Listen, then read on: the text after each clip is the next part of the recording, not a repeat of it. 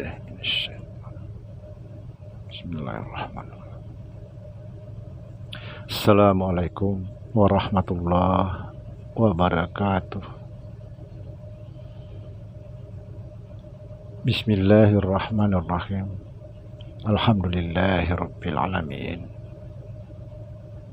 Allahumma salli ala sayyidina Muhammadin nurjat illallah sirri wa sirri fi sirri la Allahu asma wal sifati. Ashhadu an la ilaha illallah wa ashhadu anna Muhammadar Rasulullah. Allahumma la ilaha illa antal awalu wal akhiru wa antal batinu was zahiru.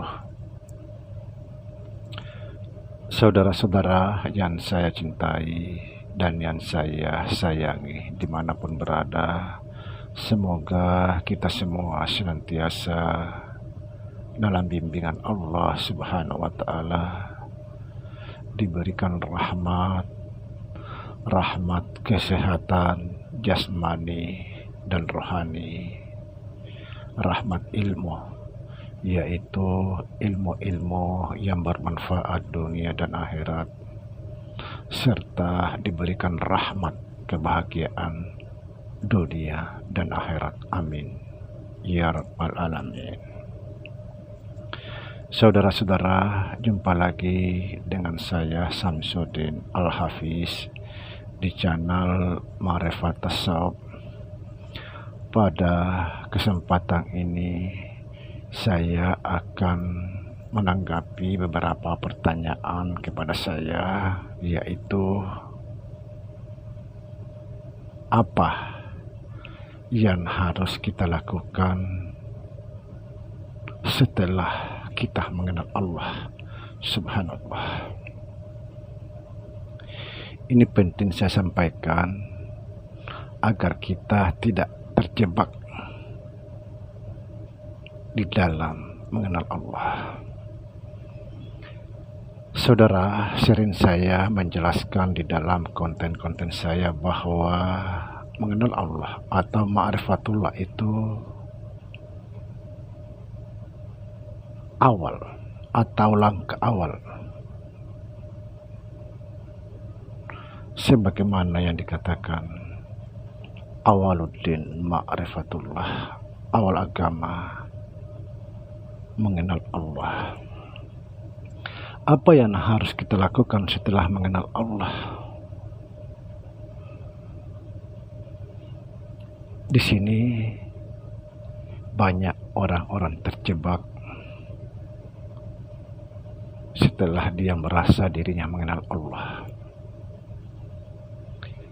Banyak orang merasa dirinya mengenal Allah, tapi tidak bisa memanusiakan manusia. Di sini banyak orang terjebak.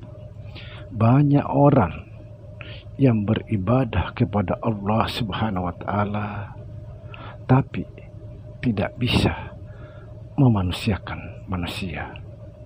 Banyak orang sholat tidak pernah putus, tidak pernah meninggalkan 5 waktu, bahkan sunat tahajudnya tidak pernah ditinggalkan,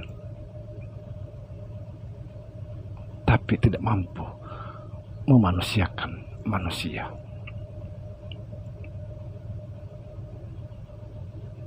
Apa sebabnya kita harus mengenal Allah?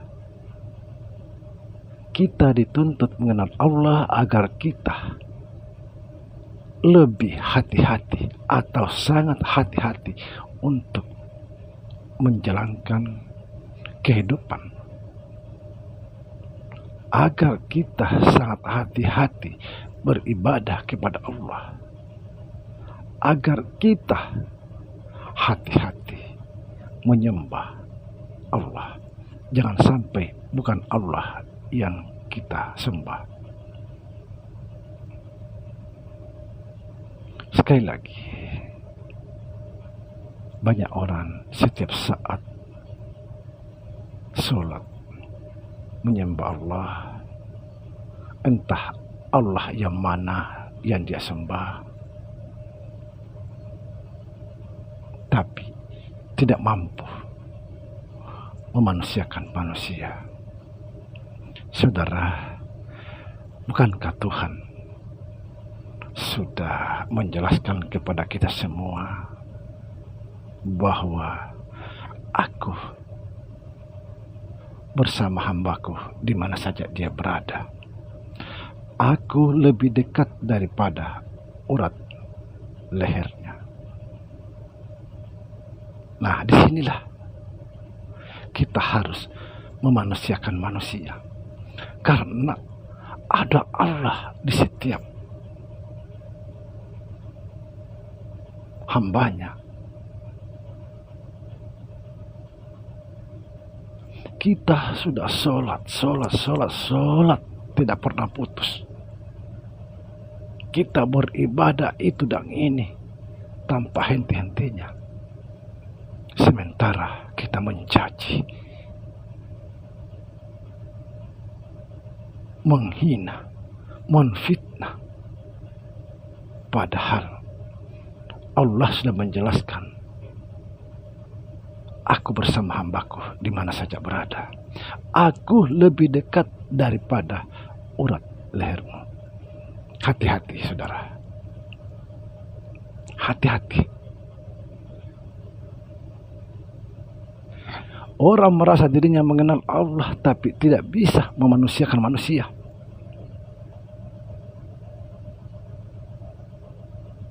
Tidak sah pengenalannya.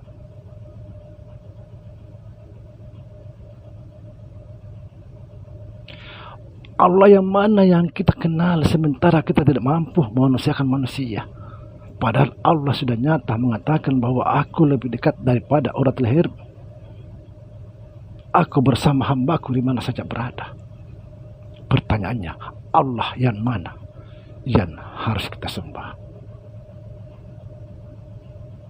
Allah yang mana yang harus kita kenal sementara kita tidak mampu memanusiakan manusia? Kita sholat, semakin banyak sholatnya, makin banyak beribadah, semakin banyak juga maksiatnya. Saudara, sholat itu mencegah perbuatan keji dan mungkar. Apa artinya? Ketika kita masih mencaci, menghina, menfitnah, berarti sholat kita tidak mampu mencegah perbuatan keji dan mungkar. Tujuan sholat itu bukan sekedar sholat, tapi tujuan yang lebih jauh ke sana. Bagaimana kita bisa memanusiakan manusia. Kalau kita tidak bisa memanusiakan manusia, kerjaan kita mencaci, menghina, berarti kita tidak mampu mencegah perbuatan keji dan mungkar.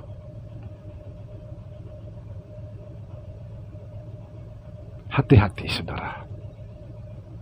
Ingat, Allah sudah menjelaskan kepada kita semua di dalam Al-Quran bahwa aku lebih dekat daripada urat lehermu. Apa artinya itu? Bayangkan, leher kita ini sudah menyatu dengan jasad kita, tapi Allah mengatakan aku lebih dekat. Ini sebenarnya bahasa kias. Artinya apa?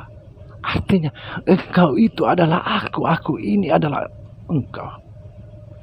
Lalu bagaimana kita begitu mudah mencaci, menghina, menfitnah?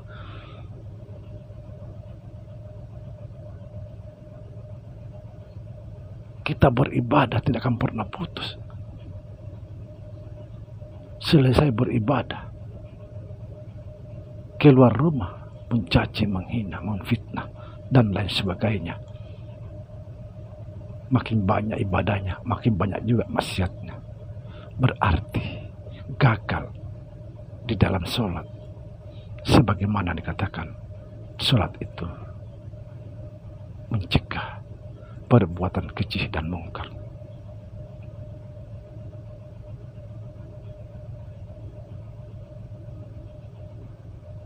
Apa yang harus kita lakukan setelah kita mengenal Allah? Setelah kita mengenal Allah, kita dekatkan diri kita kepadanya. Setelah kita dekat kepadanya, kita mencintai. Setelah kita cinta, tidak ada lagi beban untuk melaksanakan segala perintahnya. Demi cinta, seberapa apapun perintah sang kekasih, kalau kita betul-betul cinta, tidak ada beban. Hati-hati, saudara, karena di sini banyak sekali orang terjebak setelah dia merasa ahli ibadah, paling agamis, sementara tidak mampu memanusiakan manusia. Merasa dirinya menyembah Allah, sementara dirinya tidak mampu memanusiakan manusia. Merasa dirinya mengenal Allah, sementara tidak mampu memanusiakan manusia. Semoga kita semakin sadar di dalam ma'rifatullah, sadar di dalam beribadah kepada Allah. Inilah tujuan kita, kenapa kita harus mengenal Allah, agar kita lebih hati-hati.